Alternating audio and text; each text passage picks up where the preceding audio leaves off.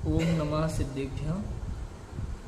नमो अरिहन्ताणं नमो सिद्धाणं नमो आयर्याणं नमो उवज्झायाणं नमो लोई सव्यसाहूणम्। मंगलमय मंगल करण पीतराग विज्ञान नमो ताहि जाति भई अरहंतादि महान। करि मंगल करि हो महाग्रंथ करण को काज।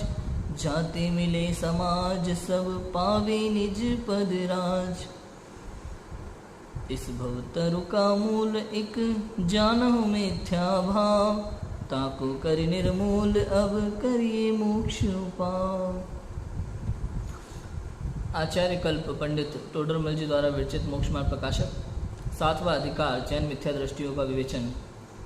आश्रव बंध तत्व संबंधी चर्चा हमारी चल रही है इसमें कि ये जीव 7 तत्वों में किस प्रकार की भूलें करता है। आश्रव तत्व संबंधी भूलों की हमने चर्चा की। आश्रव तत्व का अन्यथा स्वरूप जो ये जीव मानता है। आज बंध तत्व का अन्यथा स्वरूप, इस पर हमें चर्चा करनी है। समझ में आया कि नहीं आया? कर्म का जो आश्रव होता है, कर्मों के आने के द्वार को वास्तव में आश्रव कहते हैं। ठीक है, इधर जीव के रागादि विकारी परिणाम हुए, उस परिणाम का निमित्त पाकर कर्म जीव के साथ एक क्षेत्रगा बंधते हैं। तो जो कर्म का आना हुआ वो तो है आश्रव, और बंधना हुआ वो बंध है। समझ में आया कि नहीं आया? पुण्य पाप ये आश्रव और बंध के भेद है, क्योंकि शुभ अशुभ परिणामों के निमित्त से पुण्य पाप रूप कर्म आते हैं और बंध होता है। यही 2 कर्म है, पुण्य और पाप। समझ में आया? बंध तत्व का अन्यथा स्वरूप। अभी जो कर्म का बंध होता है इसमें जीव की किस प्रकार की भूलें होती हैं उसकी चर्चा यहाँ है। देखो कि बंध तत्व में जो अशुभ भावों से नरकादि रूप का पाप का बंध हो उसे तो बुरा जानता है, और शुभ भावों से देवादि रूप पुण्य का बंध हो उसे भला जानता है। परंतु सभी जीवों के दुख सामग्री में द्वेष और सुख सामग्री में राग पाया जाता है। सो इसके भी राग द्वेष करने का श्रद्धान हुआ।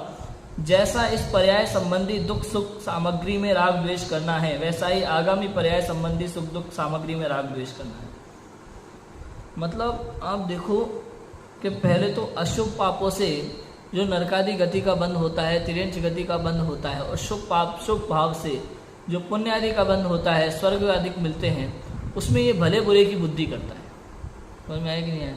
लोक में हम देखो राजू भाई, अच्छा है कि नहीं है बताओ? स्वर्ग अच्छा है, नरक बुरा है कि नहीं?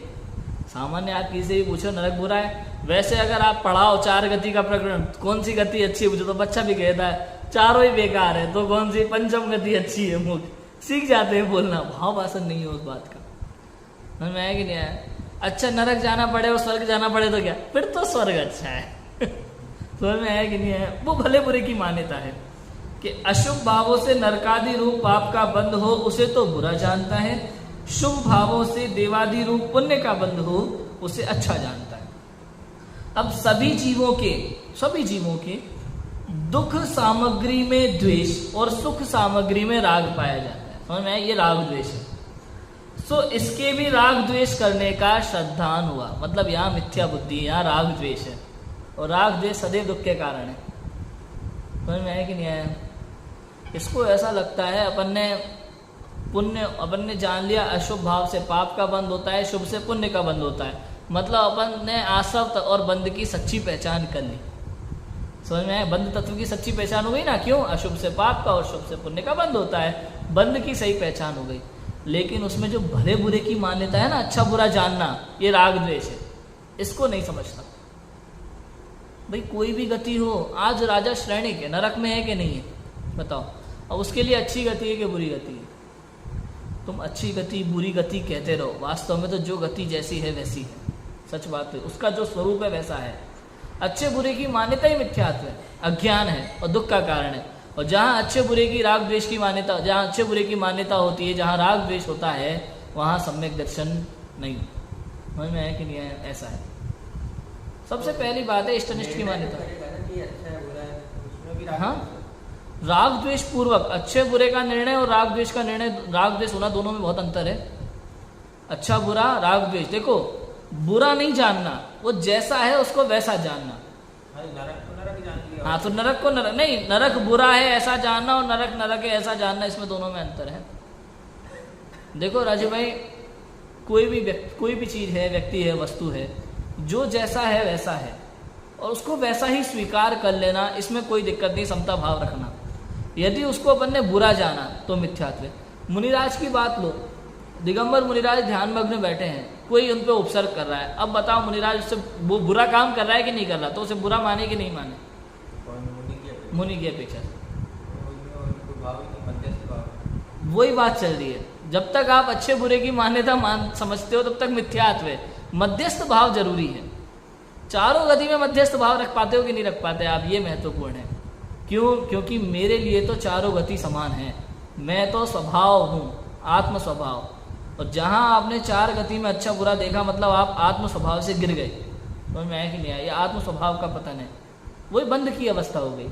और आप आत्म स्वभाव में नहीं रहे, आपने राग द्वेष किया, और राग द्वेष तो क्या है? बंध के कारण है। समझ में आया कि नहीं आया? आपने अशुभ भाव को से पाप का बंध, शुभ भाव से पुण्य का बंध अभी तक इतना समझा, लेकिन ये जो राग द्वेष कर रहे हो इसमें भी अच्छे बुरे की मान्यता करके, इससे बंद हो रहा है कि नहीं हो रहा, ये नहीं समझ पाते। ये बंध तत्व संबंधी भूल है। अभी आया समझ में? ऐसा है।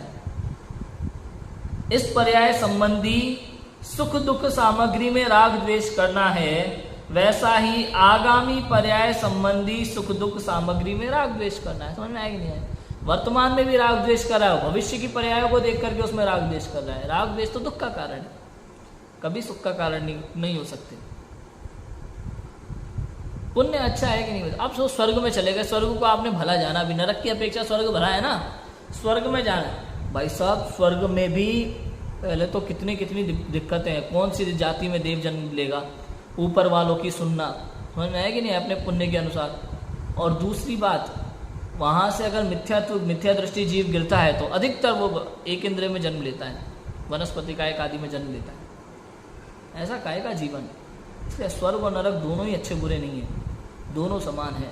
कभी भी ज्ञानी जीव ये नहीं सोचेगा कि मुझे स्वर्ग मिलेगा कि नरक मिलेगा ना, जो है हमें नहीं सोचना चाहिए कि मैं नरक जाऊँगा। अच्छा, हमारे सोचने से हमें नरक या स्वर्ग मिलेगा कि नहीं मिलेगा, तो वैसे ही सोच के दुखी हो रहे हैं, खुश हो रहे हैं। मैं मालूम है, मैं 2 घंटा रोज स्वाध्याय करता हूँ, मेरा स्वर्ग पक्का। अरे भाई क्या बात है।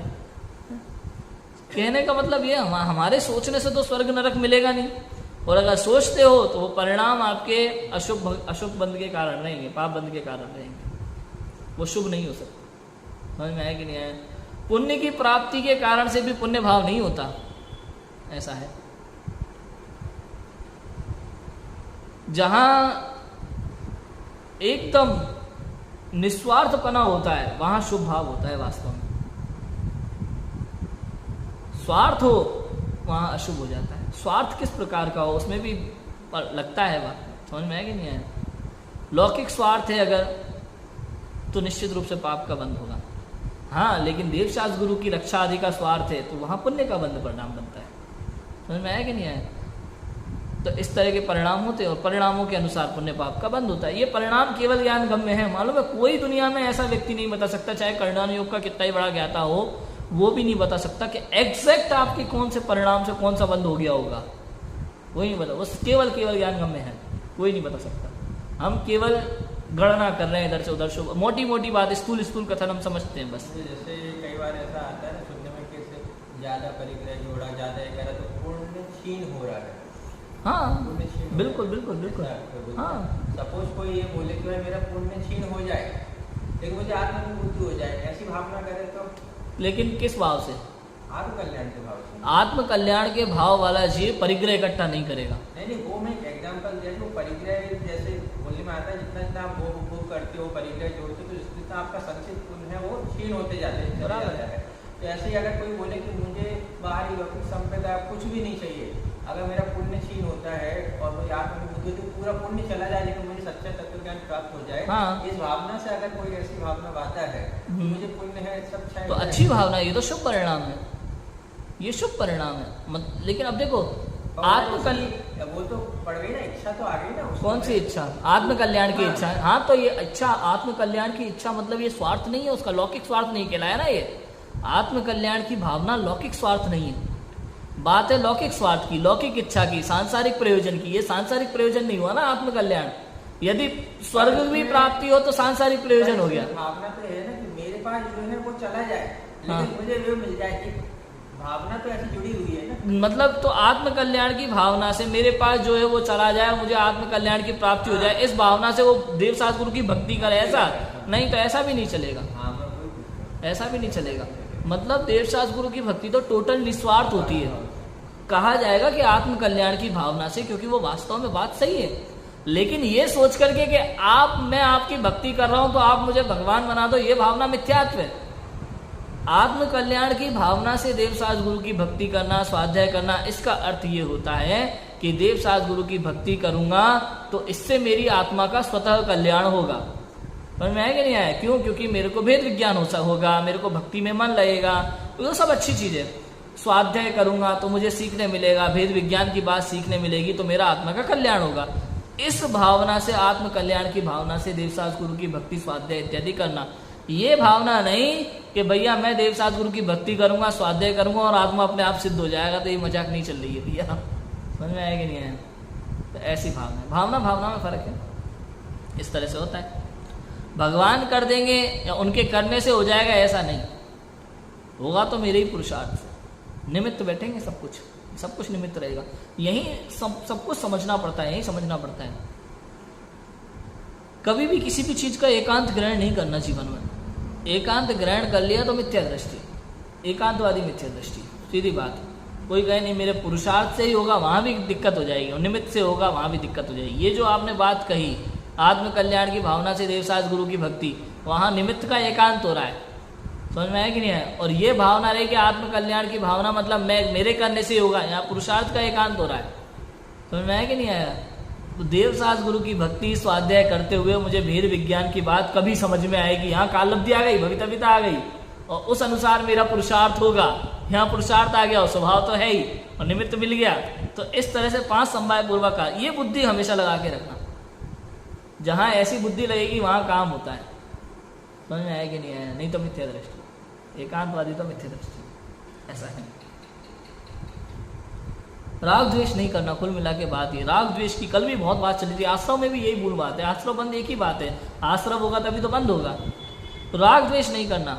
और मूल बात क्या थी? पुण्य पाप में भेद मानता है, और पढ़ते हैं, फिर बात करते हैं। देखो, शुभ अशुभ भावों से पुण्य पाप का विशेष तो अघाती कर्मों में होता है, परंतु अघाती कर्म आत्मगुण के घातक नहीं है, और शुभ अशुभ भावों में घाती कर्म का तो निरंतर बंद होता है, वे तो सर्व पाप रूप ही हैं, और वही आत्मगुण के घातक है। इसलिए अशुद्ध भावों से कर्म बंद होता है, इसमें भला बुरा मानना मिथ्या श्रद्धा है। देखो क्या लिखा, शुभ अशुभ भावों से पुण्य पाप का विशेष तो अघाती कर्मों में होता है।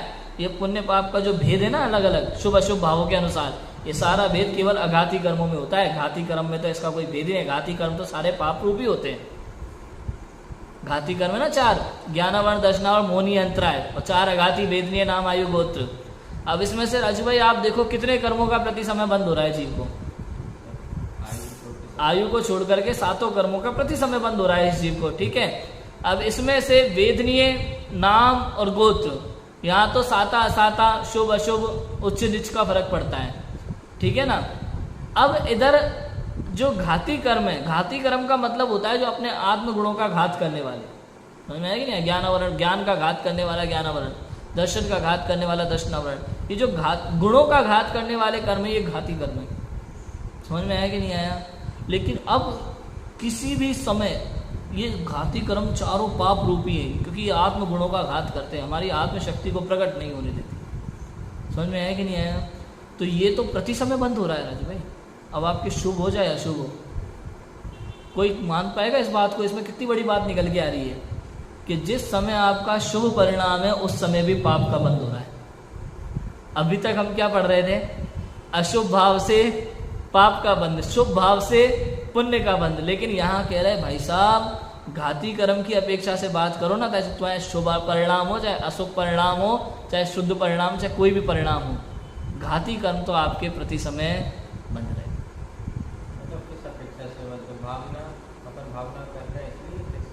घाती कर्म तो वैसे ही बंद रहे हैं, क्योंकि अभी तक वो कर्म प्रकट नहीं होने देना ना। शक्ति, ज्ञानावरण, दर्शनावरण का उदय चल रहा है ना अभी तक। जब तक मोह है, पूरा मोह मोह, जब तक चारित्र मोहनीय की एक भी प्रकृति है, संज्वलन भी है, तब तक घात हो रहा है आत्मगुणों का। मतलब 12वें गुणस्थान के अंतिम समय तक आपके घाती कर्म का, आपके आत्मगुणों का घात हो रहा है, घाती कर्म है। 13वें गुणस्थान में इन पाप प्रकृतियों का अंत होता है सबका। ये प्रकृतियां लगाओ ना, ज्ञानावरण की 5 प्रकृतियां हैं, मति ज्ञानावरण, शुद्ध ज्ञानावरण, अवधि ज्ञानावरण और मनपर्य ज्ञानावरण, केवल ज्ञानावरण। दर्शनावरण की 9 प्रकृतियां हैं, निद्रा निद्रा, प्रचला प्रचला, चक्षु अचक्षु वगैरह। और मोहनीय की 28 प्रकृतियां हैं, अंतराय की 5 प्रकृतियां हैं। तो ये सब मिला करके ये जो घाती कर्म है, ये घाती कर्म सारी की सारी प्रकृतियां इसकी पाप रूप है, पुण्य रूप एक भी नहीं है। तो आपके चाहे परिणाम, अब आप देखो ना, कोई भी जैसे अभी स्वाध्याय कर रहे हैं ये चीज़, तो स्वाध्याय करते करते भी इस जीव को पाप रूप प्रकृतियां घाती कर्म की बंधी रही है प्रति समय। और भी सोचो आप, जैसे आप अभी स्वाध्याय कर रहे हो तो आपको क्या लगता है, पुण्य का कार्य है ना ये, तो पाप बंद हो रहा है कि नहीं हो रहा? पहले तो आप देखो, नहीं भैया, जितने समय स्वाध्याय में मन लग रहा है उतने समय पुण्य का बंद हो रहा है, और थोड़ा मन भटक जाता है तो पाप का बंद। बिल्कुल सही बात है, इसमें कोई दो राय नहीं है। दूसरी चीज़, स्वाध्याय करते समय आप मोबाइल यूज़ कर रहे हैं, लाइट यूज़ कर रहे हैं, पंखा यूज़ कर रहे हैं, सामान माइक यूज़ कर रहे हैं, ये सब से पाप का बंद हो रहा है कि नहीं हो रहा? बिल्कुल हो रहा है, उससे भी हो रहा है। अब यही प्रकृतियों में बदलाव होता है थोड़ा सा। पुण्य, अब आपका उपयोग सही लग रहा है, आत्म कल्याण की भावना है, तो उससे तो हो रहा है उत्कृष्ट पुण्य का बंद, और उसके निमित्त से जो भी पाप हो रहा है थोड़ा थोड़ा वो रह जाता है थोड़ा, और समय के साथ उत्कर्षण अपकर्षण होता रहता है। तो ये पाप प्रकृतियां बहुत हल्की हैं उसके मामले में, तो उदय में आए तो ज़्यादा फर्क नहीं पड़ेगा इन पाप प्रकृतियों का।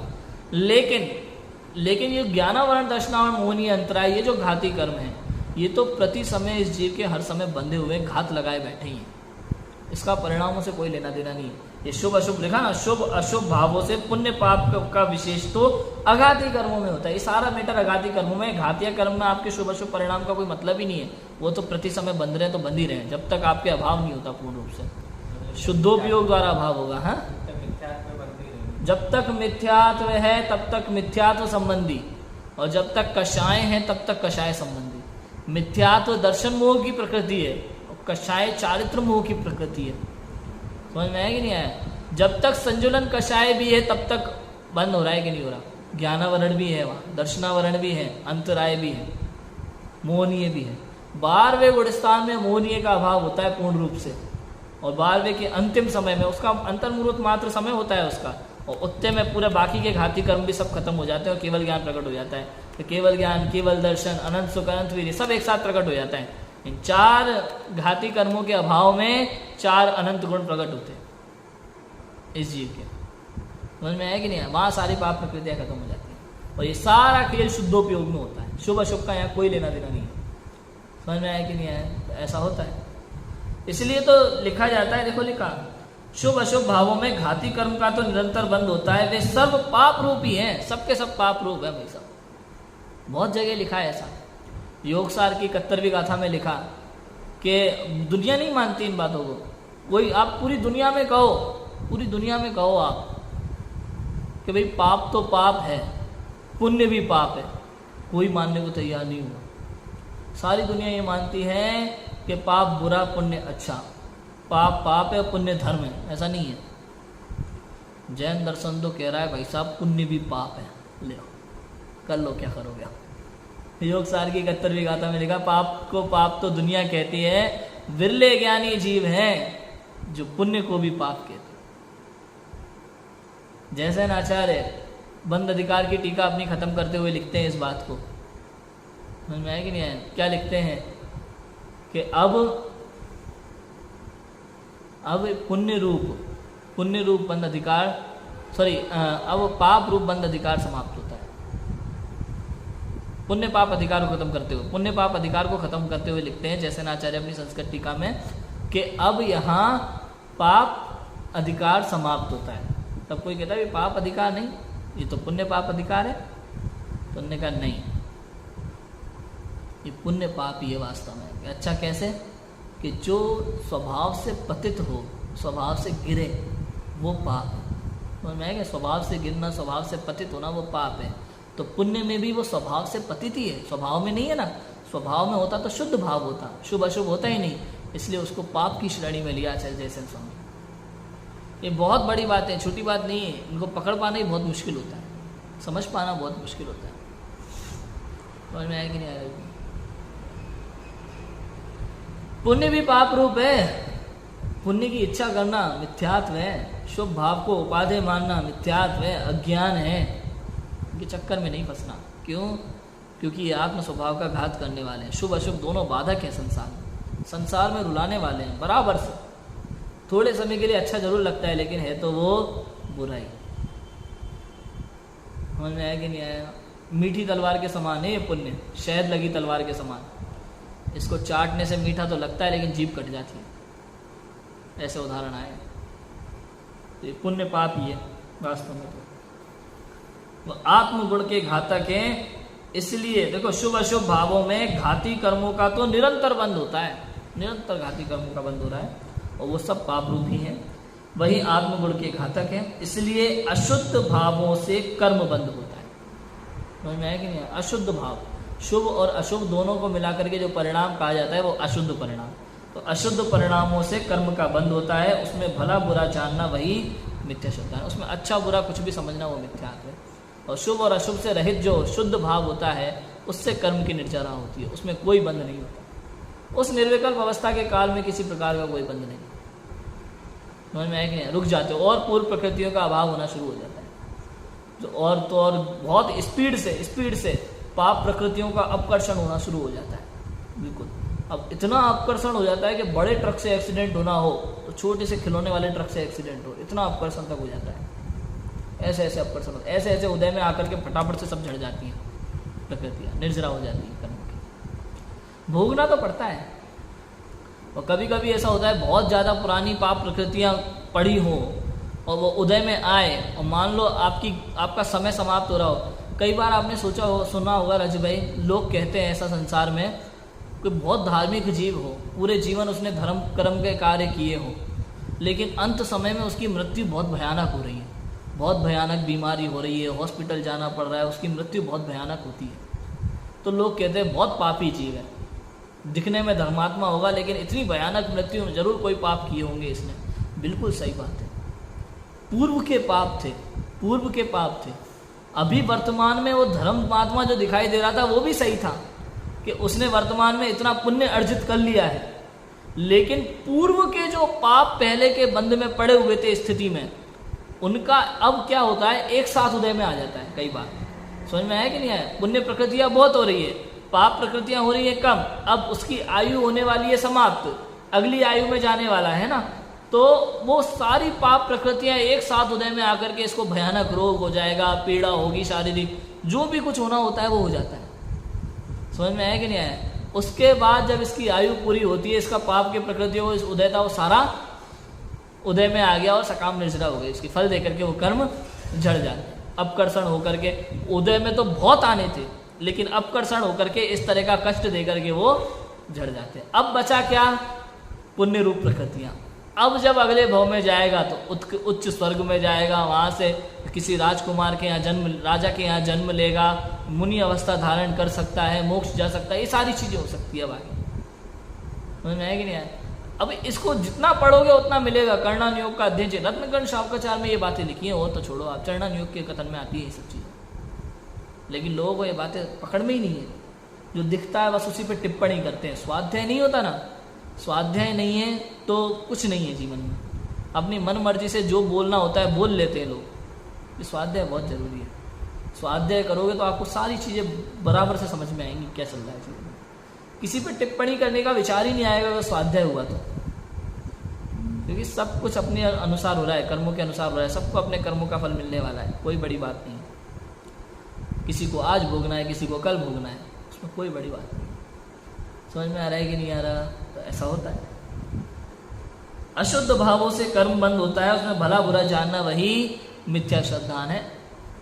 अशुद्ध भाव माने शुभ अशुभ भाव, दोनों परिणामों से कर्म बंद होता है। दोनों एक है, दोनों में कोई भेद नहीं हो। जो जीव इनमें भेद करता है, पुण्य को अच्छा, पाप को बुरा जानता है, वो मिथ्या दृष्टि। सीधी बात। इस अकेली भूल को समझ पाना बहुत मुश्किल है। ऊपर से रट लेते हैं, कह लेते हैं राजू भाई, हम लोग पढ़ लेते हैं ना, रट लेते हैं, कह लेते हैं, नहीं देखो ऐसा है, पाप तो होता है बुरा, पुण्य होता है अच्छा, ये तो सभी लोग कहते हैं। लेकिन देखो भाई, पाप और पुण्य दोनों कर्म एक है, हैं? जैसे कहूँ चांडाली के जुगल पुत्र जने जिनी, समझ में? बनारसीदास जी का बढ़िया छंद सुना देते हैं शानदार तरीके से, लेकिन फिर भी अंदर में पुण्य को अच्छा मान के बैठे। क्यों? पापी जी वो, तुम थोड़ा धर्म कर्म किया करो है कि नहीं? कहीं ना कहीं हमारे अंदर में भूल बैठी हुई है, ये बंध तत्व संबंधी भूल है, ये बंध तत्व संबंधी अयथार्थ श्रद्धान है। हमें लगता है कि अशुभ से पाप और शुभ से पुण्य का बंध होता है। घाती कर्म की पहचान ही नहीं है जो प्रति समय बंध रहे, जिसका शुभ अशुभ से कोई लेना देना ही नहीं है। जिनका तो बंद होता है तो हो ही जाता है, बस बंध रहा है तो बंध रहा है, बस ऐसा है। ये पुण्य पाप रूप प्रकृति सब अघाती में है। घाती में तो सब पाप की प्रकृतियां हैं जो प्रति समय बन रही है, उसको कोई नहीं रोकने वाला। शुद्ध परिणाम में ही वो रुकेगी, शुद्धोपयोगी उसको रोक परिणाम नहीं करते, ऐसा हो ही नहीं सकता ना। प्रति समय जीव का कोई परिणाम तो होता ही है ना, परिणाम रहित तो कोई जीव होता ही नहीं है। फल तो परिणामों का लगता है, तो परिणाम तो है ही ना, शुभ होगा या अशुभ होगा। लेकिन दोनों परिणामों में घाती कर्म तो पाप रूपी प्रकृतियां है ना, तो कर्म का बंध तो हो ही रहा है। जब उसके निमित्त से अघाती में वहां पुण्य पाप रूप भेद पड़ता है। समझ में आया कि नहीं आया? देखो सीधी सिंपल बात यह है, जब तक आप आत्म स्वभाव में नहीं हो, आत्म स्वभाव से बाहर हो, तो आपके कर्म का बंध होगा। ये बात पक्की हो गई। अब देखो, घाती कर्म की सारी प्रकृतियां पाप रूप है, ये 7 कर्म प्रति समय बंद हो रहे हैं। घाती कर्म की सारी प्रकृतियां कैसी हैं? पाप रूप है, तो उनका बंद हो ही रहा है प्रति समय। अब आपके परिणाम अशुभ हैं, तो पाप प्रकृति, अब अघाती में तो उस परिणाम के अनुसार पाप प्रकृति का बंद होगा, और शुभ परिणाम है तो उस परिणाम के अनुसार पुण्य प्रकृति का बंद होगा, ठीक है। लेकिन घाती में तो सभी पाप प्रकृति हैं और सबका बंद, चाहे शुभ परिणाम हो या अशुभ परिणाम हो, प्रति समय हो रहा है तो हो ही रहा है, ऐसा है। अभी क्लियर है? परिणाम तो वही है, अशुभ परिणाम से पाप का होता है, शुभ से पुण्य का होता है, ये बात समझ में आ गई। लेकिन प्रति समय बंद हो रहा है, तो अब शुभ परिणाम के समय में भी बंद हो रहा है। अब घाती कर्म तो सब पाप रूपी है, तो पाप का भी वो समय बंद होता ही नहीं। ऐसे परिणाम रूपा बोलते हैं, घाती में ही पुण्य पाप का वो बढ़ता है, तो घाती में भी पुण्य पाप जैसा बोला, वो दोनों ही पाप रूप है। कौन सी दोनों? पाप मतलब घाती कर्म की तो सारी प्रकृतियां पाप रूप है, अघाती में कुछ प्रकृतियां पाप रूप है, कुछ पुण्य रूप है। तो अपन जो परिणाम करते हैं, इसका लेखा जोखा अघाती में है। हाँ, अघाती में है। इसका पुण्य पाप का जो भेद है वो अघाती में पड़ेगा सीधा सीधा। मतलब अशुभ कर्म से पाप का उदय हुआ तो असाता वेदनीय है, नीच गोत्र है ना, नाम कर्म जो है हल्का संगनन वगैरह रहेगा, वो सब उसमें फर्क पड़ता है। पुण्य का उदय रहेगा तो साता वेदनीय रहेगा, और उच्च गोत्र रहेगा, संगनन उत्तम रहेगा, है ना, उच्च जाति रहेगी, ये सब रहेगा। वहां पुण्य पाप में फर्क पड़ेगा। लेकिन यहाँ घाती कर्म में तो सब प्रकृतियां पाप रूपी है। निद्रा निद्रा निद्रा, प्रचलाप, कम नींद आना, ज्यादा नींद आना, वो सब पाप रूपी है टोटल, तो उससे कोई फर्क नहीं पड़ेगा। अभी शुभोपयोग के बाद वीतराग परिणति उतनी चल रही है ना, उतना कर्म दबे हुए हैं, तो उतने कर्म का अभी बंध तब तक नहीं है जब तक उसके वापस मिथ्यात्व दशा नहीं हो जाती, जब तक ये सम्यक दर्शन छूट नहीं जाता, तब तक उसके वो बंध नहीं है। समझ में आया कि नहीं आया? ऐसा है उस शुद्धोपयोग के कारण से। ऐसे ही 5वें गुणस्थान की अप्रत्यख्यानवर्ण कसाय चौकड़ी का अभाव हुआ। अब वो जब तक 5वें गुणस्थान में उसका वो टिका हुआ गुणस्थान उतना है, तब तक उसके वो अप्रत्यख्यानवर्ण कषाय का संबंधी बंध नहीं है। मुनिराज को प्रत्याख्यानाकरण वर्ण कषाय 3 कषाय चौकड़ी संबंधी बंध दर्शन मोह नहीं है, और 3 कषाय चौकड़ी चारित्र मोह भी नहीं है, उतना बंध उसके नहीं, उनके नहीं होता।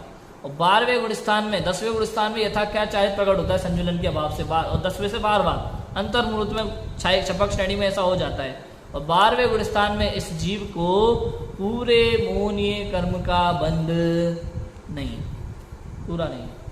समझ में आया कि नहीं है? तो ऐसा। और 13वें गुणस्थान में घाती कर्म पूरे चलेंगे, तो कोई भी बंध नहीं, तो ऐसा होता है। क्लियर है? और फिर 14वें जब 13वें गुणस्थान की आयु समाप्त होती है, तो फिर योग भी चला जाता है, अयोग केवली हो जाते हैं चौथे में, और अंतर्मूर्त में सिद्ध 13वें गुणस्थान में सहयोग केवली मनवचन काय रहता है, और 14वें गुणस्थान में उसका भी अभाव हो जाता है, और सीधे सिद्ध परमात्मा। अंतर्मुहूर्त काल लेता है 14वें गुणस्थान का भी। अ ई उ री री, ये 5 अक्षर बोलने में जितना समय लगता है उतने समय का 14वें गुणस्थान का टाइम है। उसके बाद सीधे से गुणस्थानातीत हो जाते हैं। समझ में आया कि नहीं आया? हम सभी ऐसी गुणस्थानातीत अवस्था को प्राप्त करें, इसी मंगल भावना सभी की बात को विराम देते हैं। ओम नमः शिवाय।